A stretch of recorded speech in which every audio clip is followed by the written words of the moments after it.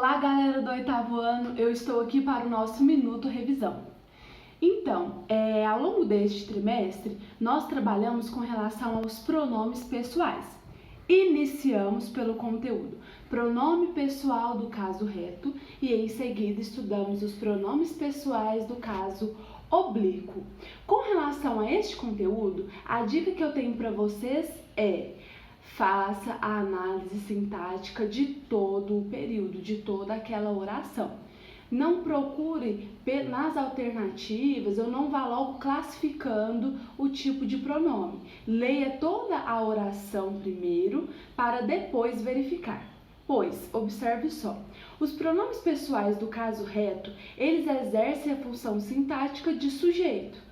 Já os pronomes pessoais do caso oblíquo, eles exercem a função sintática de objeto, ou seja, eles complementam o sentido do verbo. Então, quando eu faço a análise sintática de todo o período, eu percebo se aquele pronome está exercendo a função de sujeito ou de complemento objeto. Se for sujeito, pronome reto. Se for objeto, pronome oblíquo. Assim fica muito mais fácil e a gente já elimina várias alternativas. Com relação aos pronomes, em sequência, nós estudamos com relação à colocação pronominal.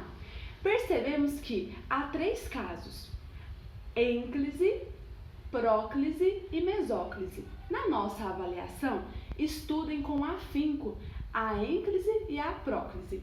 Ênclise é a colocação do pronome depois do verbo. E há 2 regrinhas fixas para essa colocação. Todas as vezes que o verbo está iniciando o período ou a oração, o pronome oblíquo ele será colocado depois do verbo. E quando nós temos uma oração constituída por 2 períodos separados por uma vírgula, a colocação do pronome também vai ser depois do verbo. Então, vírgula, verbo e pronome, nunca o inverso disso. Já com relação à próclise, a regra que nós temos é: todas as vezes que nós temos um fator atrativo, essa palavra puxa o pronome para perto de si. Por exemplo, os advérbios. Todos os advérbios eles são fatores atrativos do pronome oblíquo.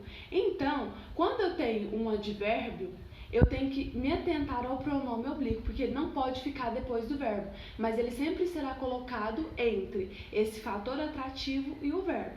E essa regra é chamada de próclise, pronome antes do verbo. Então, dentro dessa colocação pronominal próclise, esses fatores atrativos, eu gostaria que vocês estudassem a todos aquela lista que eu passei para vocês com muito afinco. Então, aqui eu vou passar rapidamente.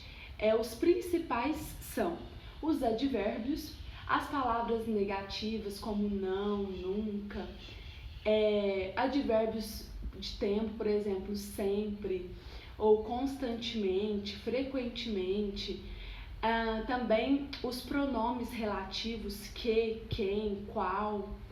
Também em orações exclamativas nós temos esse fator atrativo também. Nas conjunções. Então, fiquem atentos e dê uma revisada em toda aquela lista. Em sequência, a matéria que nós estudamos foram os sinais de pontuação. Com relação aos sinais de pontuação, eu gostaria que vocês se recordassem dos seminários que foram apresentados por vocês. Nós temos o ponto final, que ele é utilizado ao final de orações para finalizar aquele período. Todas as vezes que eu tenho um ponto final, na sequência dele, a próxima letra será letra maiúscula, não se esqueçam disso. Em sequência, nós temos a vírgula, que ela é utilizada para fazer uma pausa entre 2 períodos. Por exemplo, em orações adversativas, que são orações de oposição de ideias, a vírgula ela é obrigatória. Então, atenção às regras de uso dos sinais de pontuação. Nós também estudamos com relação às aspas. As aspas, nós temos as aspas duplas e as aspas simples. As aspas duplas, elas são utilizadas para quando eu vou fazer uma citação, vou usar uma expressão ou até mesmo toda uma oração, um período que não é uma ideia minha. Eu estou pegando a ideia de outra pessoa e estou utilizando. Então, eu faço uso dessas aspas duplas para marcar que aquela frase, aquela oração, aquele período é uma citação. Quando, dentro dessa citação, eu quero demarcar uma palavra importante, eu quero dar uma ênfase a uma expressão, ou até mesmo é uma expressão estrangeira, ou uma gíria, as aspas que eu vou utilizar dentro dessa citação serão as aspas simples, para dar uma ênfase a essa palavra, só que como eu já utilizei as aspas duplas, eu não posso reutilizá-la no mesmo período.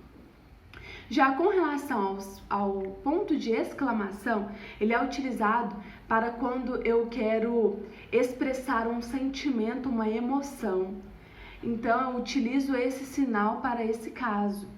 Já o ponto de interrogação, ele é utilizado para perguntas diretas. Quando eu faço uma pergunta direta, eu finalizo com um ponto de interrogação. Estudamos também o travessão, que tem a função de, quando eu tenho uma fala de algum personagem ou quando eu tenho um aposto ali no meio dos meus períodos, eu uso o travessão para fazer a demarcação dessa expressão inteira. Lembrando que o travessão, quando é utilizado no aposto, ele vai vir antes do aposto e ao final. Então, ele vai vir duas vezes naquela expressão explicativa ou enumerativa. Falando em enumeração, todas as vezes que eu vou fazer uma enumeração, é bom que eu faça uso dos dois pontos. Para quê? Para que eu possa demarcar que dali em diante serão apresentados os exemplos. Os dois pontos, eles têm essa função, mas também servem para quando eu vou iniciar uma fala. Então, eu coloco, por exemplo, Fernanda falou, dois pontos e na linha de baixo, travessão e inicio essa fala. Então, com relação aos sinais de pontuação, estes foram os principais sinais que nós estudamos, ao longo desse trimestre. E eu gostaria que vocês fossem ao livro de vocês, dessem uma recapitulada em cada utilização, em cada importância dos sinais. E o último conteúdo que nós estudamos foram os períodos. Período simples e período composto. Período simples é aquele constituído por apenas uma única oração.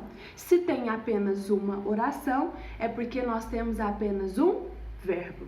Os períodos compostos são aqueles que nele nós temos a presença de duas orações, ou seja, dois verbos. Dentro dos períodos compostos, nós temos dois ramos.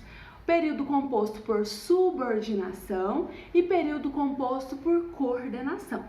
As orações subordinadas são aquelas que elas têm uma dependência sintática uma com a outra. Eu não posso finalizar uma ideia separada daquela outra ideia. E nas orações subordinadas, eu sempre tenho uma oração principal e a outra que ela vai dar uma sequência, uma informação a mais, um complemento para aquela oração principal. Já nas orações coordenadas, eu tenho dois períodos independentes sintaticamente. Tanto é que, se eu colocar um ponto final entre os períodos compostos, eu consigo compreender claramente a mensagem transmitida pelo primeiro período e pelo segundo período. Então, nas orações coordenadas, eu não tenho uma oração principal. Eu tenho duas orações completas juntas. E estas orações, elas são separadas, na maioria das vezes, por uma conjunção. Então, como que eu vou saber, Fernanda, se é subordinada ou se é coordenada? Eu vou fazer a divisão desse período e vou ler isoladamente cada oração. Se eu perceber que as informações estão completas, eu tenho informação completa aqui e aqui, então eu tenho uma oração coordenada, um período composto por coordenação. Mas, se eu perceber que essas orações elas estão relacionadas, elas estão dependentes uma da outra, não consigo entender uma oração se a outra não estiver lá, trata-se de uma oração subordinada. Então, preste atenção a esses detalhes. E também a sugestão que eu tenho para vocês é: vá ao livro e dê uma olhada nos principais exercícios que nós fizemos com relação à subordinação e coordenação, a fim de que você treine e aprimore o conhecimento